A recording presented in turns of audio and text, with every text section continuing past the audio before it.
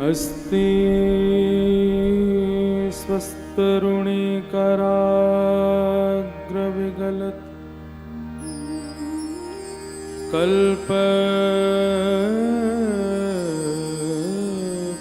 कल्पप्रसूनाप्लुतम्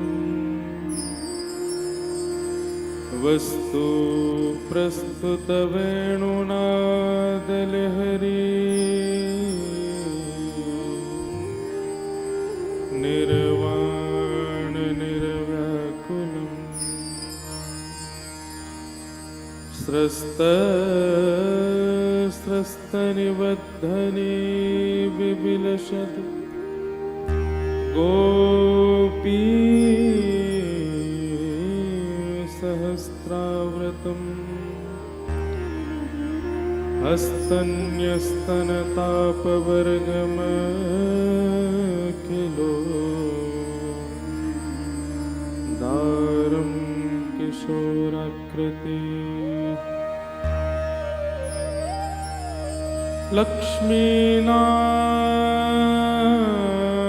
लक्ष्मीनाथ समारंभा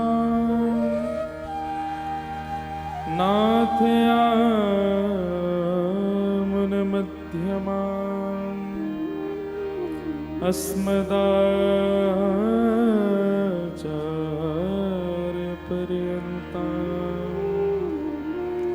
वन्दे गुरुपरम्पराम्।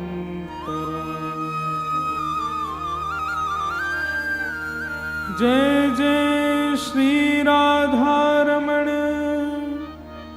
जय जय नवल किशोर, जय गोपी चित चोर प्रभु,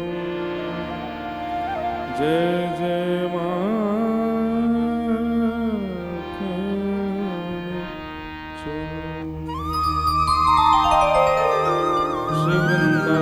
बिहारी लाल की जय, श्री राधा रमण लाल की जय, श्री राधा वल्लभ लाल की जय, श्रीमद्भागवत महापुराण की जय, श्री व्यास भगवान की जय, सब संतन की जय, सब भक्तन की जय, जय जय श्री राम।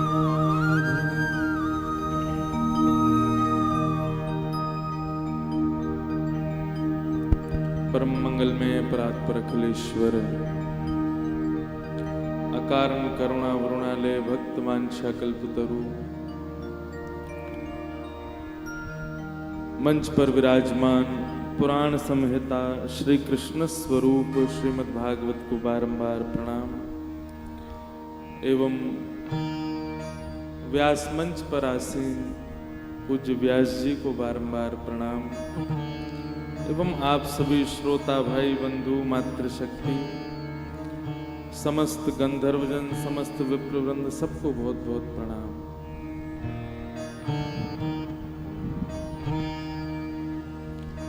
आज वृंदावन में बहुत जाम लगा था इसलिए थोड़ा विलंब हो गया आने में, नहीं तो हम तो सुनने आ रहे थे कि थोड़ी देर बैठ के कुछ श्रवण करेंगे, लेकिन इतना समय लग गया। घर तो 2 मिनट का ही रास्ता है, लेकिन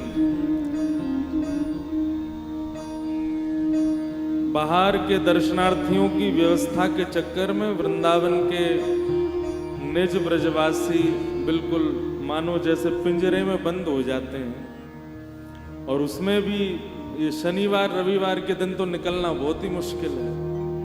और हमारा घर तो बिल्कुल मेन रोड पर ही है, तो यहाँ से तो यही नहीं सोच पाते निकलें कहाँ से। अब आ तो यहाँ गए, अब वापस जाएंगे कैसे ये और सोच रहे हैं, क्योंकि निकल तो आए हैं जैसे तैसे करके नजर बचा के पुलिस वालों से, अब भीतर कैसे घुसेंगे।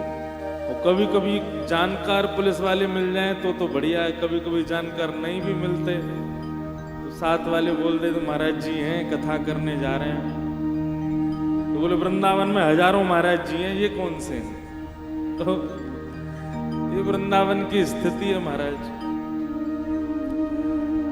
लेकिन क्षण भर का भी सत्संग प्राप्त हो, वह भी भगवान की परम कृपा है। आप कहेंगे आप लोग तो वक्ता हैं, आप लोगों को सत्संग की क्या आवश्यकता है? हम वक्ता हैं कहते हैं, लेकिन कई बार वक्ता को भी श्रोता बनना चाहिए। वो अच्छा श्रोता बनेगा तभी अच्छा वक्ता बन पाएगा। इसलिए जहां कहीं भी सुंदर कथा हो रही हो, वक्ताओं को जरूर जाना चाहिए। हमेशा सदैव वक्ता बनकर के यदि हम रहें तो श्रोता के जो लक्षण होते हैं वो कैसे समझ पाएंगे, कैसे उसको जान पाएंगे। इसलिए आज परम आनंद मिला हमारे पूज्य महाराज जी के इस मंगलमय आयोजन में आने का। अनेकों भाव हैं, कहां से शुरू करें, किस भाव को कहें, असंख्य हैं बातें। लेकिन श्रीमद् भागवत के 11 स्कंद में उद्धव जी से भगवान कृष्ण कहते हैं,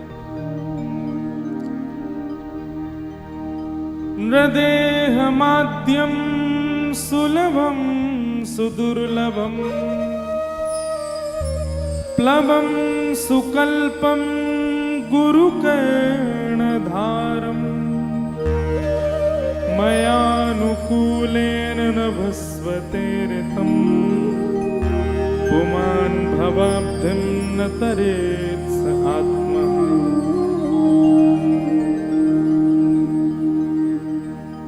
न तरेत् स आत्मा। भगवान कहते हैं ये आत्महत्या क्या है उद्धव? आत्महत्या शब्द का निर्माण कैसे हो सकता है? क्योंकि गीता में भगवान कितना मना करते हैं कि आत्मा को कोई जला नहीं सकता, आत्मा को कोई मार नहीं सकता, जिसका कभी जन्म हुआ नहीं उसकी मृत्यु कैसे हो सकती है? तो फिर ये आत्महत्या शब्द आया कहां से? आत्मा की तो कभी हत्या होती नहीं, तो फिर आत्महत्या कैसे हो जाती है? तो भगवान उद्धव से कहते हैं कि आत्महत्या भी होती है, आत्मा की भी हत्या होती है। तो उद्धव कहते हैं कैसे होती है भगवान? तब भगवान बता रहे हैं, नृदेह माध्यम सुलभम सुदुर्लभम। मैंने पहली कृपा की कि मानव को शरीर प्रदान किया, और वह भी मानव शरीर दिया। यदि कोई और प्रजाति, किसी और जीव जंतु आदि कुछ बना देता तो हमारा दुर्भाग्य था, लेकिन हम कितने सौभाग्यशाली कि भगवान ने हमको मानव बनाया। भगवान कहते हैं मेरी पहली कृपा। दूसरी कृपा क्या है? नृदेह माध्यम सुलभम सुदुर्लभम प्लवम सुकल्पम गुरुकर्ण धारम। फिर उस मानव शरीर से क्या क्या करना चाहिए वो बताने के लिए मैंने गुरुजन प्रदान किए। मानव शरीर दिया, सद्मार्ग दिखाने वाले गुरुजन दिए, और मयानुकूलेन नभस्वतेरितम्। मैं कई बार उसके जीवन में अनुकूलताएं प्रकट करता हूं। आपकी इच्छा हुई कि मुझे वृंदावन जाना है, तो आप गाड़ी में बैठे और सीधे वृंदावन आ गए, और आपको लगा कि मैं अपने खर्चे से आ गया। लेकिन नहीं, बीच रास्ते में ही ठाकुर जी कोई ऐसा कुछ संयोजन कर देते या कुछ ऐसी कोई घटना घटा देते कि आप आ ही नहीं पाते। तो भगवान कहते हैं मैं अनुकूलताएं प्रदान करके उसको अपने तीर्थ, अपने धामों के दर्शन करा देता हूं। मानव शरीर देता हूं, गुरुजन प्रदान करता हूं, अनुकूलताएं देता हूं। इतनी सुविधाएं मिलने के बाद भी यदि व्यक्ति मृत्यु के बाद मेरी प्राप्ति नहीं कर पाया तो यही उसकी आत्महत्या है, यही उसकी आत्मा की हत्या। आश्चर्य दुनिया में यही है। भगवान का नाम इतना सुलभ, गाने वाली जीव हमारे वश में, फिर भी हम लोग नरक में जा रहे हैं। आप कहोगे आपको कैसे पता कि हम नरक ही जा रहे हैं? जनसंख्या देखिए भारत की, जनसंख्या देख रहे हैं आप पूरे विश्व की। हर सेकंड में कितने लोग जन्म ले रहे हैं। इसका मतलब क्या है? नरक का मतलब क्या है? स्वर्ग का मतलब क्या है? स्वर्ग से पुण्य क्षीण होते हैं तो पृथ्वी पे आना पड़ता है, और नरक में जब पाप भोग लेते हैं तो पृथ्वी पे आना पड़ता है। ये पृथ्वी पर इतनी जनसंख्या बढ़ रही है, इसका मतलब क्या है? हम लोग नरक से ही आ रहे हैं। निश्चित ही इतने लोग नरक जाते हैं तभी पृथ्वी पर आ रहे हैं। लोग कहते हैं जनसंख्या कंट्रोल होनी चाहिए, इंडिया में बहुत ज्यादा जनसंख्या हो गई, चाइना में बहुत हो गई। कहां से होगी? ये भी तो जनसंख्या कंट्रोल करती है। कथाएं सुनेंगे हम लोग, खूब हरि चर्चा करेंगे, खूब भगवत दर्शन करेंगे, तो फिर नरक नहीं जाएंगे, स्वर्ग नहीं जाएंगे, तो दोबारा जन्म होगा ही नहीं। ये जनसंख्या बढ़ने का कारण भी हमारे दुष्कर्म है। उन दुष्कर्मों की वजह से जनसंख्या बढ़ रही है। इसलिए भैया ये कथा मिली है, शरीर मिला है, जितना हो सके भजन करो। यदि ऐसा होकर के भी, इतनी व्यवस्थाएं मिलने के बाद भी भगवत प्राप्ति नहीं हुई, बार बार वृंदावन आकर के बार बार कथाएं सुनने के बाद भी श्री बिहारी जी के केवल अचल दर्शन हुए, कभी चलते फिरते दर्शन नहीं हुए, तो हमने अपनी आत्मा को शरीर रूपी पिंजरे में घोट करके मार दिया। यही आत्महत्या। इसलिए आत्महत्या से बचो। और भगवत दर्शन कैसे हो, हमारे जीवन का परम उद्देश्य क्या है, इस पर गहन चिंतन करो।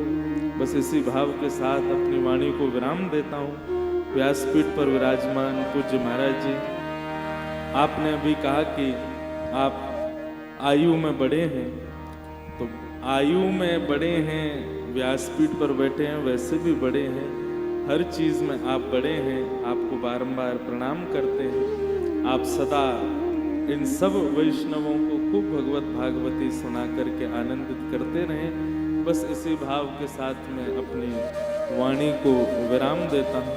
श्री वृंदावन बिहारी लाल की जय। बोलो भागवत महापुराण की जय। जय